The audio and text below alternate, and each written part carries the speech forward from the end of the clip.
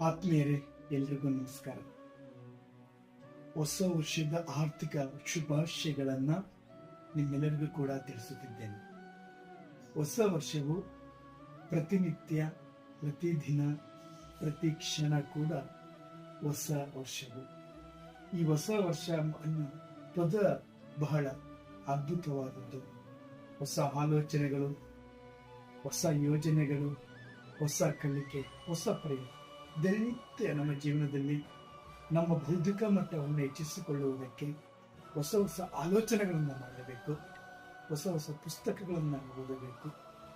ಒಳ್ಳೆಯ ಪುಸ್ತಕಗಳನ್ನು ನಾವು ಓದಬೇಕು. ದಿನನಿತ್ಯ ಬೆಳಗ್ಗೆ ಎದ್ದು ಕೂಡಲೇ ಪತ್ರಿಕೆಗಳನ್ನು ಓದಬೇಕು. ಒಂದಿಷ್ಟು ಸುಮಧುರವಾದಂತಹ ಹಾಡುಗಳನ್ನು ನಾವು ಕೇಳುವುದರಿಂದ ನಮ್ಮಲ್ಲೇ ನಮಗೆ ಒಂದಿಷ್ಟು ಆತ್ಮವಿಶ್ವಾಸ